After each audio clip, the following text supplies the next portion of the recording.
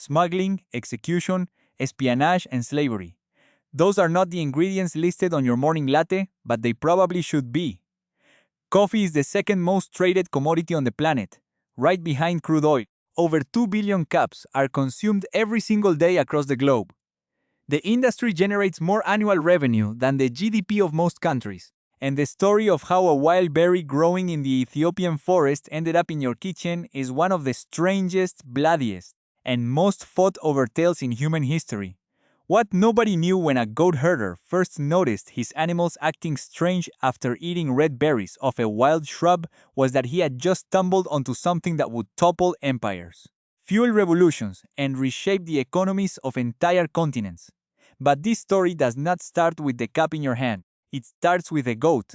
Sometime around the 9th century in the forested highlands of Ethiopia, a young goat herder named Kaldi noticed something odd about his flock. After grazing near a particular bush covered in bright red berries on a hillside near the town of CAFÉ, his goats started acting erratic. They were jumping around, bleating louder than usual, butting heads with each other, and refusing to sleep at night. Kaldi watched this go on for a few days before he decided to try the berries himself. Within minutes, he felt a rush of energy he had never experienced before. His exhaustion vanished. His mind sharpened. He had just had the world's first cup of coffee, more or less. Now, whether Kaldi was a real person or a legend that grew over centuries of retelling, nobody can say for certain. The earliest written version of this story does not appear until the 15th century, hundreds of years after it supposedly happened. But the geography checks out. Wild coffee plants, the species known as Coffea arabica, still grow in the highland forests of Ethiopia to this day. They thrive at elevations between 1 mil and 2,000 meters, in the cool shade beneath the forest canopy. And the region around Kaffa in southwestern Ethiopia is widely considered the birthplace of coffee as we know it. The plant had been growing wild there for thousands of years before anyone figured out what to do with it. Indigenous communities in Ethiopia had been chewing coffee leaves and crushing the berries into a paste mixed with animal fat for energy long, before anyone thought to roast and brew them. This is where the story takes a turn nobody expected.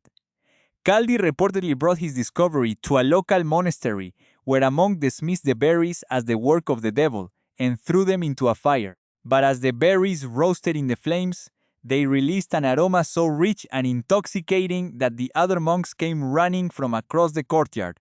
They raked the roasted beans from the coals, crushed them into a rough powder, dissolved the grounds in hot water, and drank the result.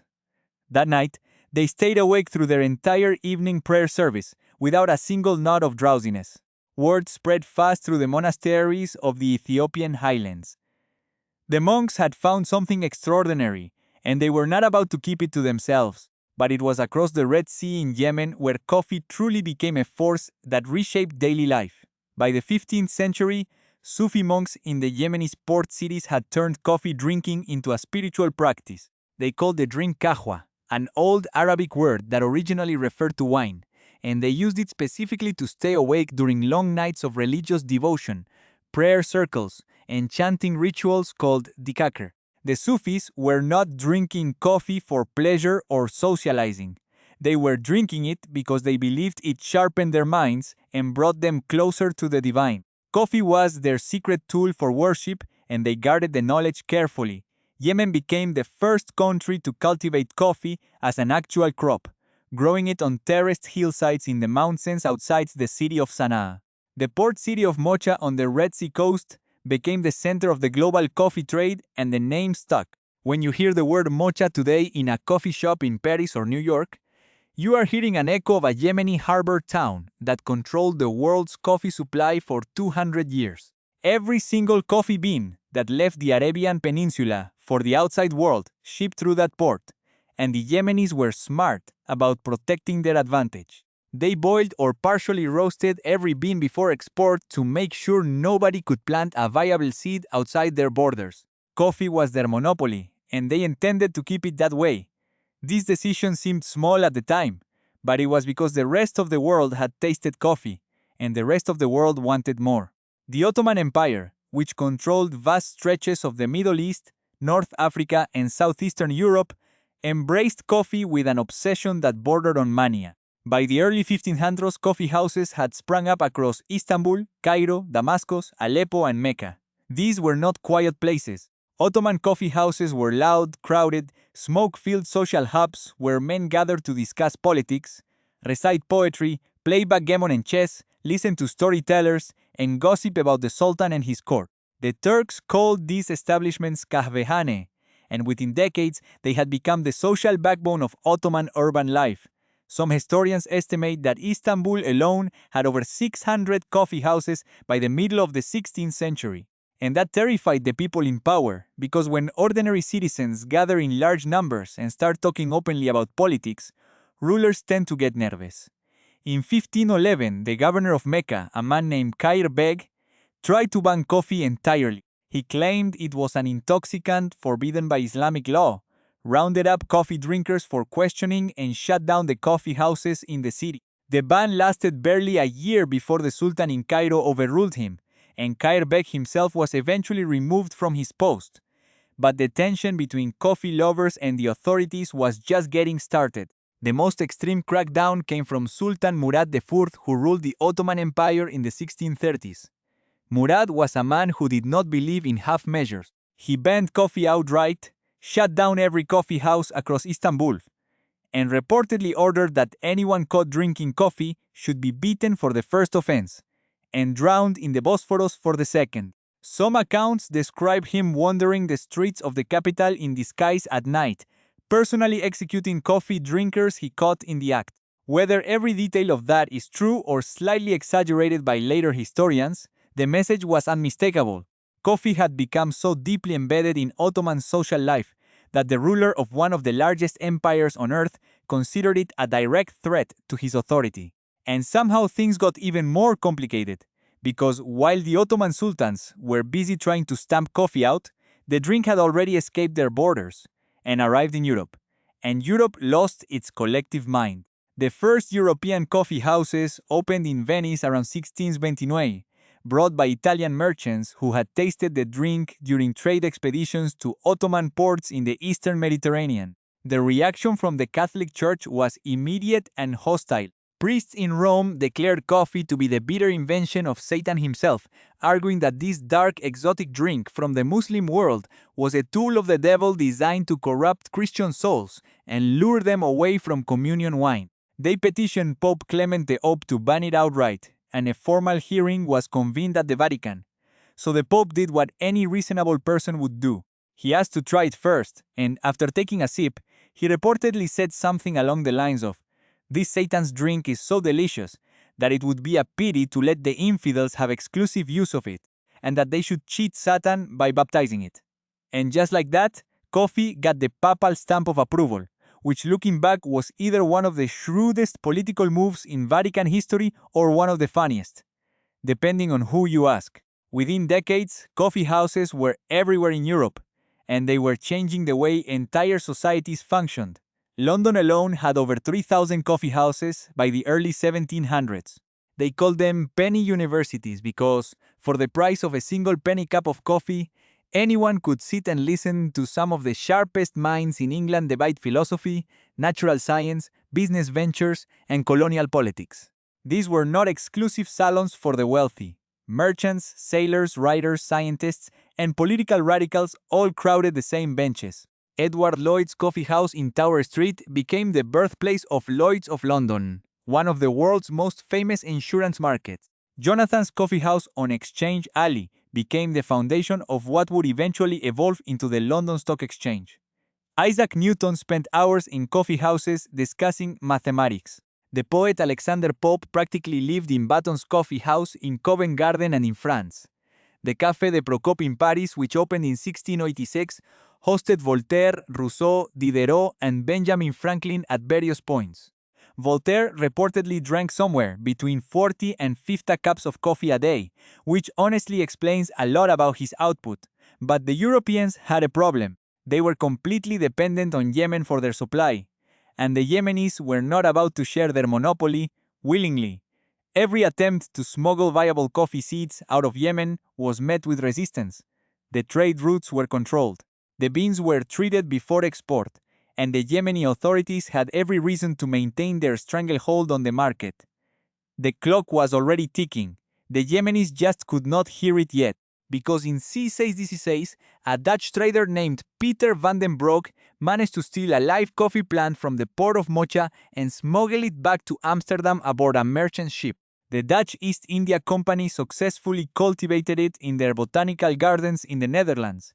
And then they did what colonial powers always did. They took it to their territories overseas. The Dutch planted coffee across their colonies in Ceylon, which is modern-day Sri Lanka, and in Java, part of present-day Indonesia. The island of Java became so synonymous with coffee production that the word Java is still used as slang for coffee over 400 years later. The Dutch also established coffee plantations in Suriname on the northern coast of South America using enslaved labor imported from West Africa. But the Dutch were not the only European empire with coffee ambitions. France wanted in on the trade and they were willing to go to extraordinary lengths to get it. In 1723, a French naval officer named Gabriel de Clieu set out on a voyage from the Royal Botanical Gardens in Paris to the Caribbean island of Martinique. He was carrying a single coffee plant, a cutting from a tree that had been gifted to King Louis XIV by the Dutch. Housed in a glass case on the deck of his ship, the journey was a disaster from the start. The ship was attacked by Tunisian pirates in the Mediterranean. A violent storm nearly capsized them in the open Atlantic. A fellow passenger, reportedly jealous of the Clieu's mission or simply unhinged, tried to rip the plant from its case and destroy it. The Clieu fought him off, but a branch was torn away. Then the ship's freshwater supply ran dangerously low, and the captain ordered strict rationing. The Clieu shared his own daily water ration with the coffee plant to keep it alive. Going thirsty himself for weeks, he arrived in Martinique, sunburned, dehydrated, and exhausted with the plant barely clinging to life. He nursed it back to health in the volcanic soil of the island, and within a few years, that single plant had produced enough seedlings to establish coffee plantations across the entire French Caribbean. Almost every coffee plant in Central America and large portions of South America can trace its genetic lineage back to that one scraggly cutting on the Clieu's ship. Pay attention to this next detail because it explains everything about how coffee conquered an entire continent. In C727, the Portuguese government in Brazil realized they were sitting on millions of acres with perfect coffee growing conditions, tropical climate, rich soil, and cheap labor, but no access to the plant itself. The French and Dutch were guarding their coffee colonies jealously, and nobody was interested in sharing. So, Brazil sent a man named Francisco de Melo Palheta to the colony of French Guiana on a supposed diplomatic mission to help mediate a border dispute between the French and Dutch settlements. Palheta was handsome, charming, well-spoken, and according to the historical record, very good at his actual job, which was espionage, while negotiating the border agreement in the city of Cayenne. Palheta allegedly began an affair with the wife of the French colonial governor. When the time came for him to leave and return to Brazil, she gave him an elaborate farewell bouquet of flowers at a public banquet. Hidden inside the bouquet were fertile coffee seeds and cuttings. Palheta brought them back across the border to Brazil, planted them in the northern state of Pará, and within decades, coffee cultivation had spread south through the states of Maranhão, Bahia, Rio de Janeiro, São Paulo, and Minas Gerais. Brazil transformed itself into the largest coffee producer on the face of the earth, a title it still holds today, producing roughly a third of the world's coffee supply every year. I mean, think about that for a second. The entire Brazilian coffee industry worth tens of billions of dollars annually exists because of a seduction scheme at a dinner party in 1727, but the expansion of coffee across the tropics came at an unimaginable human cost. And this is where the story stops being a quirky adventure and becomes something much darker. The coffee plantations that spread across the Caribbean, Central America, South America, and Southeast Asia were overwhelmingly built on the labor of enslaved people. The Dutch used enslaved workers from West Africa and forced local populations into labor on their plantations in Java and Suriname. The French relied on enslaved Africans in Haiti, Martinique, and Guadeloupe, where the conditions were so horrific that Haiti's coffee and sugar plantations became one of the primary catalysts for the Haitian Revolution of 1791. And Brazil, which would eventually dwarf every other coffee-producing nation combined, ran its massive coffee facendas almost entirely on enslaved labor until abolition came in 1888. Brazil was the last country in the Western Hemisphere to abolish slavery, and coffee was one of the primary economic engines that kept the institution alive for as long as it did. The conditions on these plantations were brutal. Workers on Brazilian coffee estates in the Paraíba Valley and around São Paulo labored from before dawn until after dark, clearing dense Atlantic forest, planting seedlings, harvesting ripe coffee cherries by hand under the tropical sun, and processing the beans in open-air terreiros. Death rates were staggering. Plantation owners called fazendeiros calculated that it was cheaper to work enslaved people to death and purchase replacements from the transatlantic slave trade than to invest in better food, shelter, or medical care. The wealth that coffee generated flowed upward to landowners in Brazil and commodity traders in London, Amsterdam, and New York, while the human cost was borne almost entirely by African and indigenous people who never saw a fraction of the profits. But this was not just about one crop anymore. Coffee had become woven into the entire machinery of European colonialism, inseparable from the plantation system that defined the economies of 3 continents. Meanwhile, an ocean away, coffee was about to play an unexpected role in the birth of a new nation. In December of 1773, American colonists in Boston Harbor dumped 342 chests of British East India Company tea into the freezing water to protest taxation without representation. The Boston Tea Party was a political act, but it had very practical side effect. Drinking tea suddenly became unpatriotic in the American colonies. Merchants who sold British tea were harassed and boycotted. Tea drinkers were mocked as loyalists and sympathizers, and Americans needed a replacement for their day drink. Coffee filled that void almost overnight. Within a few years, coffee had replaced tea as the preferred drink across the 13 colonies. Coffee houses in Philadelphia, New York, and Boston became gathering places where organizers of the independence movement planned their next moves. The Merchants Coffee House in New York hosted some of the earliest meetings of what would become the government of the new republic, and the cultural shift stuck permanently. To this day, the United States consumes more coffee than any other single nation on the planet. Americans drink roughly 400 million cups of coffee every single day, and the roots of that habit trace directly back to a political protest in Boston Harbor over 250 years ago. The timing of what happened next was almost too perfect. The 19th century turned coffee from a luxury product into an everyday commodity available to working people across the Western world. Steam-powered ships made transatlantic trade faster and cheaper than ever before. The development of industrial roasting equipment in cities like New York and Hamburg allowed companies to process coffee beans at massive scale for the first time. And the invention of vacuum-sealed tin packaging meant roasted coffee could be shipped across continents and stored on grocery shelves for months without losing its flavor. By the mid-1800s, coffee had gone from a drink of the European elite and the colonial upper class to a staple of factory workers, farmers, and soldiers on 2 continents. Then came the wars, and coffee went from a household drink to a military asset. During the American Civil War, Union soldiers received coffee beans as part of their daily field rations, and they treated those beans like gold. They carried personal grinders in their packs. They roasted green beans over campfires using tin cups and rifle barrels. When supplies ran low, soldiers would trade tobacco, sugar, even ammunition with Confederate pickets across enemy lines. Because the Confederacy, cut off from imports by the Union naval blockade, was completely desperate for coffee. Southern soldiers resorted to brewing substitutes from roasted chicory root, sweet potatoes, and acorns, but nothing came close.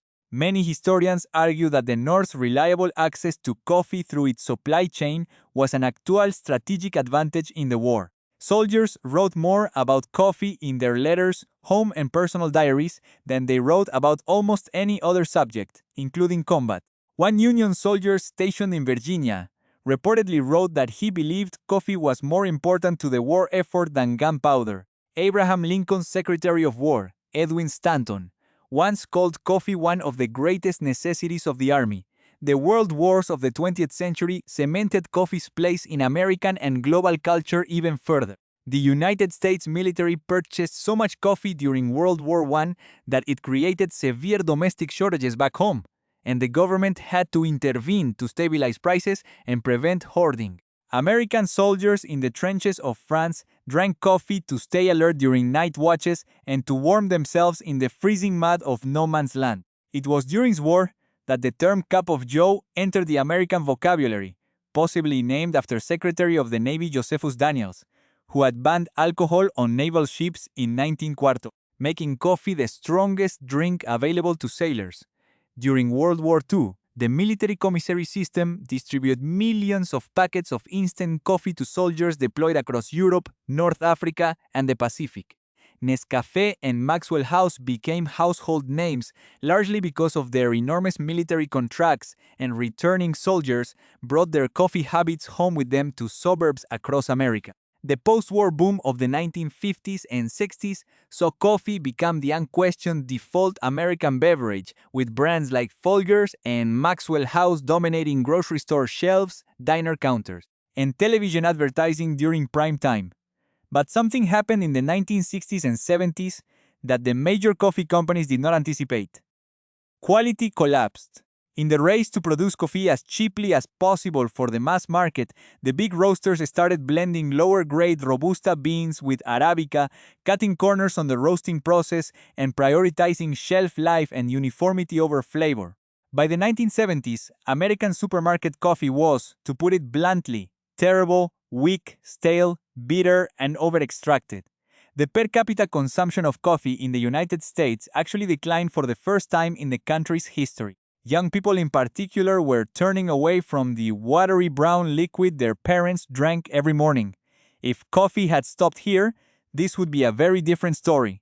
But in 1971, three friends named Jerry Baldwin, Zev Siegel, and Gordon Bowker opened a small shop called Starbucks in the Pike Place Market neighborhood of Seattle, Washington. They did not sell brewed coffee at first. They sold high-quality whole roasted beans imported from small farms along with brewing equipment and tea. Their focus was on educating customers about where coffee came from and how to prepare it properly. It was a niche business in a niche neighborhood, and it stayed that way for a decade. Then in 1982, a young marketing director named Howard Schultz joined the company. The following year, Schultz traveled to Milan, Italy on a buying trip and walked into an espresso bar in the city center. He watched the barista pull shots of espresso with precision and care. He saw regulars greeting each other by name at the counter.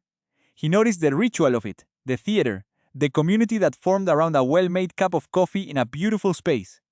And he decided that this was what coffee in America was missing. Not just better beans, but the entire experience. Schultz eventually bought Starbucks from its founders, transformed it from a bean retailer into a cafe chain, and built an empire that changed the way the world thinks about coffee. By the mid-1990s, Starbucks had gone from a single Seattle storefront to a publicly traded company with hundreds of locations stretching from coast to coast. The company made coffee aspirational again.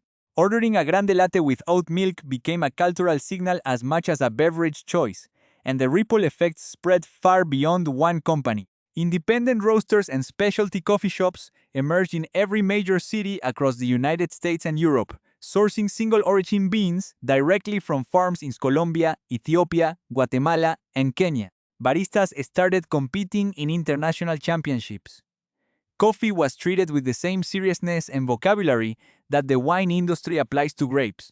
The third wave coffee movement, as it came to be called, turned coffee from a background commodity into something people genuinely cared about understanding.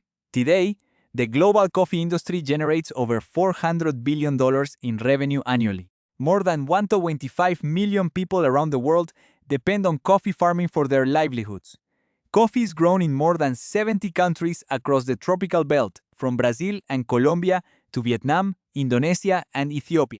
Brazil still leads production by a wide margin, harvesting over 60 million bags of coffee per year across sprawling estates in states like Minas Gerais and São Paulo. Vietnam has become the world's second-largest producer, largely through Robusta cultivation in the central highlands around the city of Buon Matuot. Colombia remains famous for its washed Arabica grown on small family farms in the Andes Mountains. And Ethiopia, the country where that goat herder supposedly noticed his flock acting strange over 1,000 years ago, remains one of the most celebrated origins in the specialty coffee world. Beans from regions like Yirgacheffe, Sidamo, and Guji are praised for their floral and fruity flavor profiles that taste unlike coffee from anywhere else on earth. The coffee plant, in a sense, has returned home as a global celebrity. The journey from a wild shrub in the Ethiopian highlands to a $400 billion global industry involved espionage, religious controversy, colonial exploitation, political revolution, technological innovation, and corporate reinvention. Every cup you drink carries the weight of that history. The beans were first guarded by Yemeni merchants who understood their value and boiled them to prevent theft. They were smuggled across oceans by colonial spies who risked their lives for a single plant. They were cultivated by enslaved people who never tasted the profits of their own labor. They fueled the thinkers of the Enlightenment in the coffee houses of London and Paris. They were weaponized in a political protest against British taxation in Boston Harbor. They were rationed in wartime trenches on 2 continents. They were nearly ruined by corporate cost-cutting in the 1970s. And they were rescued by a man who walked into the right espresso bar in Milan at exactly the right moment. Coffee is not just a drink. It is 500 years of human ambition, greed, ingenuity, and cruelty all brewed into a single cup. And the odds are good that you will pour one tomorrow morning without thinking twice about any of it. But now you know the real story. If this video changed the way you think about your morning coffee, hit subscribe and drop a comment telling us which part of the story surprised you the most, and smash that like button so more people can find this.